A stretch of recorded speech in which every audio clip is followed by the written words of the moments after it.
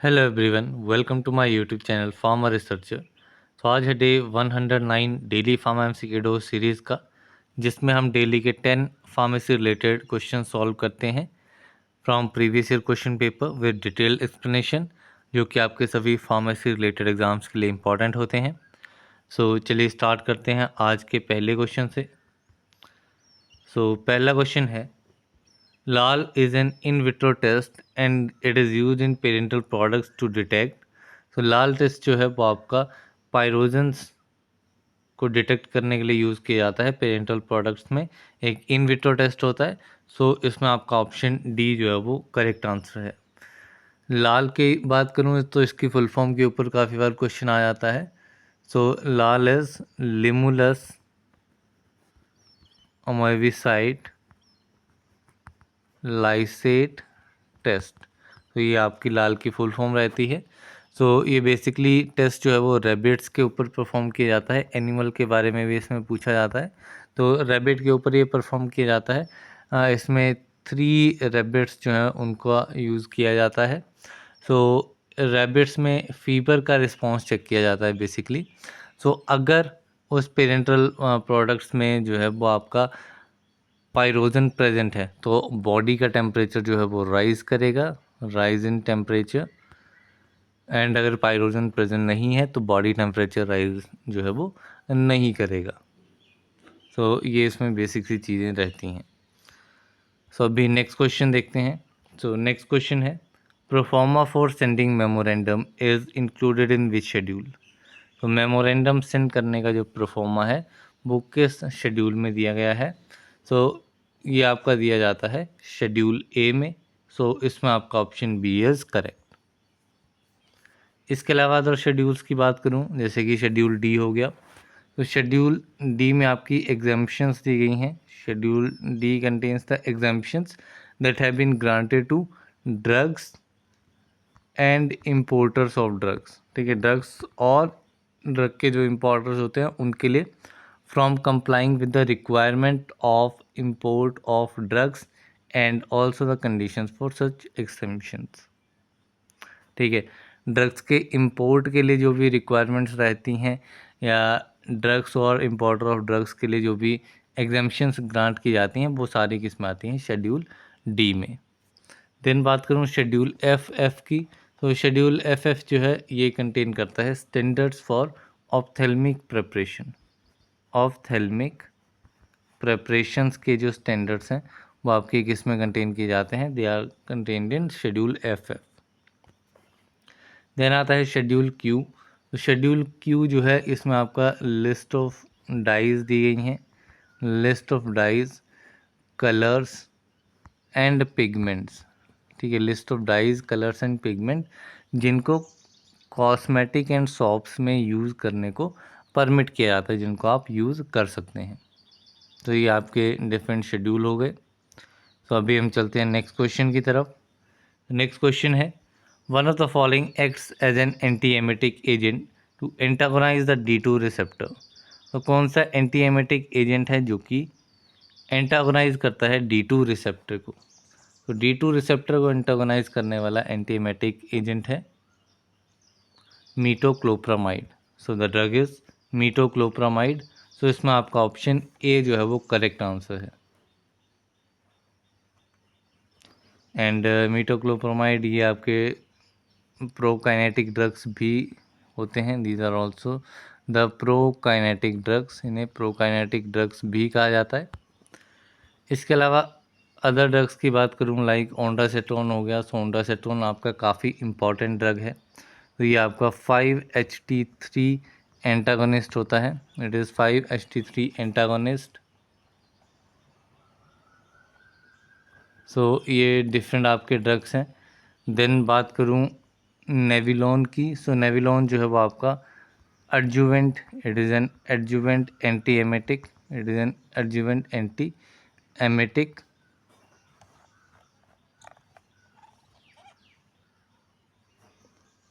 Then cyclizine की बात करूँ, साइक्लिजिन जो है वो आपका एंटी हिस्टामिनिक ड्रग है। ठीक है, it is a anti histaminic drug.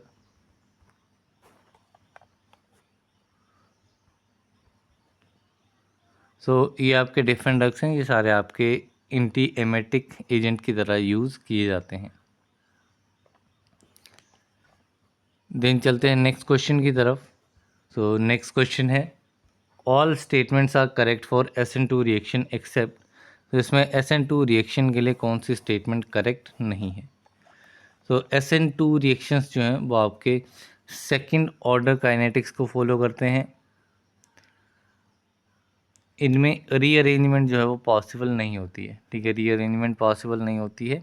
Then inversion of configuration takes place, ठीक है, टोटल इन्वर्जन होती है इसमें कन्फिग्रेशन की, ये भी करेक्ट है। SN2 जो है वो आपका सिंगल स्टेप रिएक्शन है।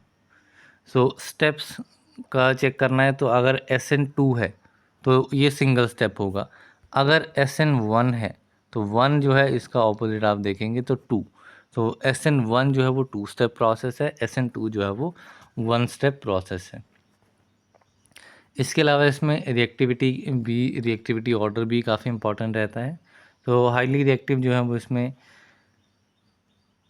प्राइमरी अल्काइल हैलाइड्स होते हैं, देन सेकेंडरी उससे कम, देन टर्शरी उससे कम, एंड सबसे कम जो है वो आपके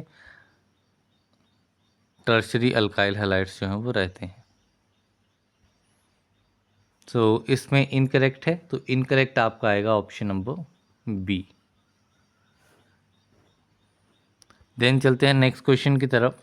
नेक्स्ट क्वेश्चन है Rauwolfia and Glycyrrhiza can be size reduce the best wave why of. Rauwolfia and Glycyrrhiza को बेस्ट वे से साइज रिडक्शन किस मेथड से की जा सकती है, किस मिल के थ्रू? रोलर मिल है, वॉल मिल है, cutter and colloid mill.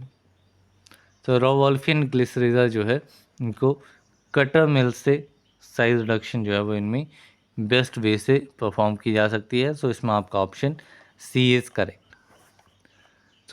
Different आपके साइज रिडक्शन इक्विपमेंट्स रहते हैं, size reduction equipments, and different principle पे वो काम करते हैं। मिल्स के डिफरेंट जो प्रिंसिपल्स रहते हैं उनके ऊपर काफ़ी बार क्वेश्चन बनता है।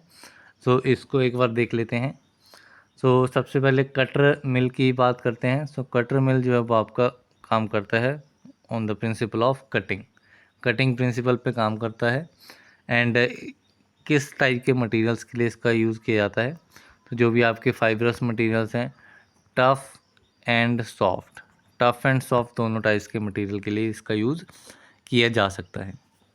देन रोलर मिल की बात करूं, रोलर मिल जो है वो आपका काम करता है कंप्रेशन प्रिंसिपल पे, एंड इसमें आपके सॉफ्ट मटेरियल्स की साइज रिडक्शन की जा सकती है। क्रैकिंग सीड्स के लिए इसका यूज़ किया जाता है, क्रैकिंग सीड्स एक्सट्रैक्शन से पहले। ये आपके डिफरेंट चीज़ें हैं जहाँ पे रोलर मिल का यूज़ होता है। देन बात करूँ वॉल मिल की, वॉल मिल का प्रिंसिपल रहता है इम्पैक्ट एंड अल्ट्रेशन, ठीक है। वॉल मिल जो है वो आपका इम्पैक्ट एंड अल्ट्रेशन दोनों प्रिंसिपल पे काम करता है। इसके अलावा फ्लूइड एनर्जी मिल, वो भी आपका इम्पैक्ट एंड अल्ट्रेशन दोनों प्रिंसिपल पे काम करता है। वॉल मिल जो है ये किस टाइप के सब्सटेंसेस के लिए यूज़ किया जाता है? आपका अगर सॉफ्ट मटेरियल हो या फिर फाइब्रस मटेरियल हो, या फिर सीरियल ग्राइंडिंग के लिए भी आपका जो है वॉल मिल यूज़ किया जाता है। देन बात करूं कोलॉइड मिल की, जो कोलॉइड मिल है, ये आपका कोलॉइड मिल जो है वो ये वर्क करता है आपका शेयर प्रिंसिपल पे ये काम करता है। इसके अलावा कुछ अदर इम्पॉर्टेंट मिल्स होते हैं, जैसे कि आपका हैमर मिल हो गया। हैमर मिल जो है वो आपका काम करता है इम्पैक्ट प्रिंसिपल के ऊपर। देन आता है आपका and edge runner mill, and edge runner mill, जो कि आपका काम करता है क्रशिंग एंड शेयरिंग प्रिंसिपल पे। ये डिफरेंट आपके मिल्स रहते हैं एंड इनका यूज़ जो है वो काफ़ी इंपॉर्टेंट रहता है। देन चलते हैं नेक्स्ट क्वेश्चन की तरफ। नेक्स्ट क्वेश्चन है जेंशियन इज एन एग्जांपल ऑफ। जेंशियन जो है वो आपका एक बीटा ग्लाइकोसाइड है। इसमें आपका ऑप्शन बी जो है वो करेक्ट आंसर है। इसके अलावा जेंशियन के बायोलॉजिकल सोर्स की बात करूं तो जेंशियन जो है वो आपका फर्मेंटेड राइजोम एंड रूट से ऑब्टेन होता है। It is obtain from fermented rhizomes and roots. ठीक है, प्लांट पार्ट आपका ये यूज़ होता है। एंड प्लांट कौन सा यूज़ होता है? It is जेंशियन लुटिया। जेंशियन लुटिया जो है वो इसमें प्लांट यूज़ होता है। फैमिली इसकी रहती है जेंशिएसी, जेंशिनेसी। देन बात करूँ इसके केमिकल कंस्टेंट्स की, तो केमिकल कंस्टेंट क्या रहते हैं? सो इसमें आपका बीटा ग्लाइकोसाइड प्रेजेंट होता है, that is gentiopicrin. Gentiopicrin is the beta glycoside, जिसको जेंशियोपिक्रोसाइड भी कहा जाता है। ये आपका हाइड्रोलाइज होने के बाद कंपाउंड देता है जेंशियोजेनिन, जेंशियोजेनिन प्लस ग्लूकोज। अब इसमें एक केमिकल कंस्टेंट होता है अमेरोजेंटिन, अमेरोजेंटिन, जो कि आपका बिटर टेस्ट के लिए रिस्पॉन्सिबल होता है। ठीक है, ये काफ़ी इंपॉर्टेंट है। बिटर टेस्ट के लिए कौन सा केमिकल कंस्टेंट रिस्पॉन्सिबल होता है? It is amarogentin. इसके अलावा इसमें एक केमिकल कंस्टेंट होता है जेंटिसिन, जेंटिसिन जो कि आपका येलो कलर के लिए रिस्पॉन्सिबल होता है। ठीक है, ड्रग के येलो कलर के लिए रिस्पॉन्सिबल होता है जेंटिसिन, एंड यूज़ है इसका विटर ग्लाइकोसाइड। सो ये आपके डिफरेंट प्रॉपर्टीज़ रहती हैं जेंशियन की। अभी चलते हैं नेक्स्ट क्वेश्चन की तरफ। नेक्स्ट क्वेश्चन है non parental type of glass consist of which of the following type. जो नॉन पेरेंटल टाइप के ग्लास रहते हैं वो किस क्लास में आते हैं? सो बेसिकली ग्लासेस को क्लासीफाई किया जाता है 4 टाइप में, टाइप 1, 2, 3 एंड 4। सो जो आपके टाइप 4 ग्लासेस रहते हैं, टाइप 4, वो आपके non parental type of glass रहते हैं, या फिर इनको general purpose soda lime glass कहा जाता है। General purpose soda lime glass. तो ये पेरेंटल्स के लिए यूज़ नहीं किए जाते हैं। ये बेसिकली आपके टैबलेट्स, कैप्सूल्स, ओरल सॉल्यूशंस हो गए या सस्पेंशंस हो गए, उसके लिए टाइप 4 ग्लासेस का यूज़ किया जाता है। इसके अलावा टाइप 1 ग्लासेस की बात करूं तो टाइप 1 ग्लासेस जो हैं वो आपके रहते हैं highly resistant. These are the highly resistant borosilicate glass. कौन से रहते हैं? Borosilicate glasses. देन आते हैं आपके टाइप 2 ग्लासेस। टाइप 2 ग्लासेस आपके रहते हैं treated soda lime glass, treated soda lime glass. Then type 3 आपके आते हैं। टाइप 3 जो है वो आपका रहता है soda lime glass. Type 3 is soda lime glass and type 4 आपका general purpose soda lime glass. अब इसमें बात करूं टेस्ट कौन कौन से परफॉर्म किए जाते हैं किस टाइप के ग्लास के लिए।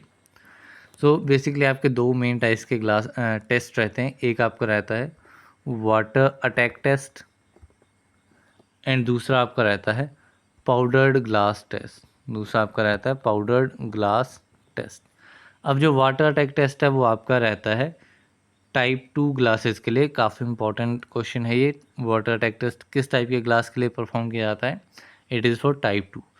पाउडर्ड ग्लास टेस्ट जो है वो आपका टाइप 1 के लिए, टाइप 3 के लिए एंड टाइप 4 के लिए, इन तीनों के लिए आपका पाउडर्ड ग्लास टेस्ट जो है वो परफॉर्म किया जाता है। सो अभी चलते हैं नेक्स्ट क्वेश्चन की तरफ। सो नेक्स्ट क्वेश्चन है क्लास 100 एरिया मीन्स। तो क्लास 100 एरिया क्या रहता है? तो क्लास 100 एरिया जो है वो आपका ग्रेड ए एरिया रहता है। तो इसमें आपका ऑप्शन ए जो है वो करेक्ट आंसर है।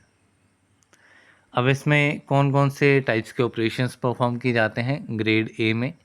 तो इसमें आपका aseptic preparation, aseptic preparation and filling, aseptic preparation and filling जो है वो आपके ग्रेड ए यानी कि क्लास 100 एरिया में कैरी आउट की जाती है।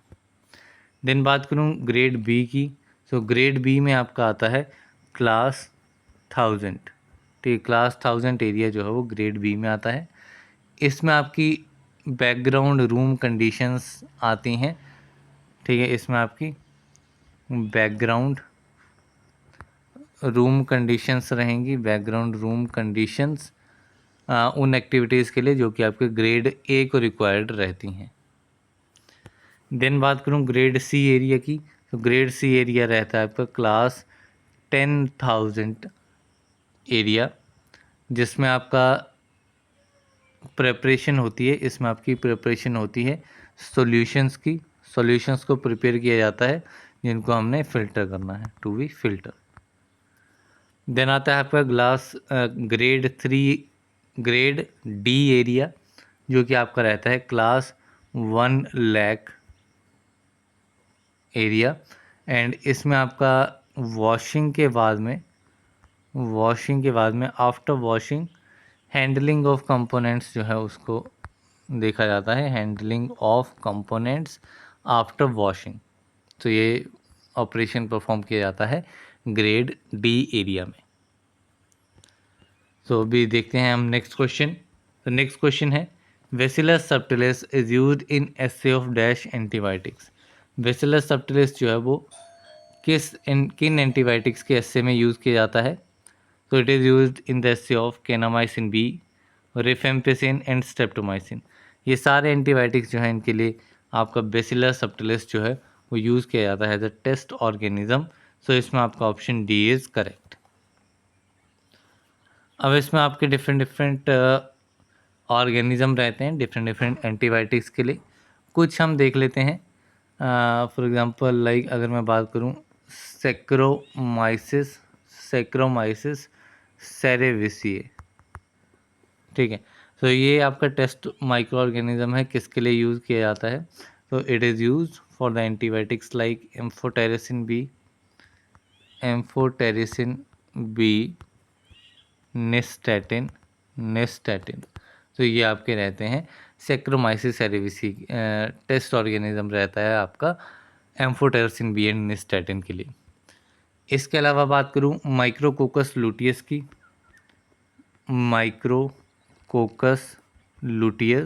तो माइक्रोकोकस लुटियस के लिए आपका एंटीबायोटिक जो है वो आपका रहता है बेसिट्रासिन एंड अरिथ्रोमाइसिन। अब यहाँ पे कुछ एंटीबायोटिक्स ऐसे होते हैं जिनके लिए मल्टीपल टेस्ट माइक्रो ऑर्गेनिज्म भी जो है वो यूज़ किया जा सकता है। देन इसके अलावा मैं दूसरा टेस्ट माइक्रो ऑर्गेनिज्म की बात करूँ, जैसे कि माइकोबैक्टीरियम स्मैग्मेटिस, ये आपका यूज़ किया जाता है ब्लियोमाइसिन के लिए। देन बात करूँ सीडोमोनास एरुजिनोसा, तो इसके लिए आपका एंटीबायोटिक रहता है कार्वेनिसिलिन। देन बात करूँ इकोलाई की, एस्चेरिशिया कोलाई, तो इसके लिए आपके एंटीबायोटिक्स जो हैं वो रहते हैं क्लोरमफेनिकोल एंड स्पेक्टिनोमाइसिन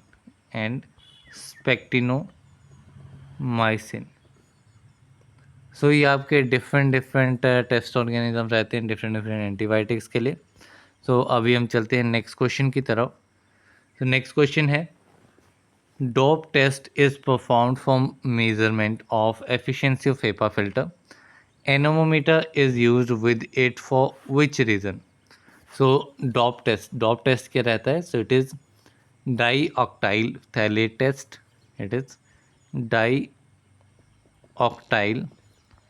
थैलेट टेस्ट।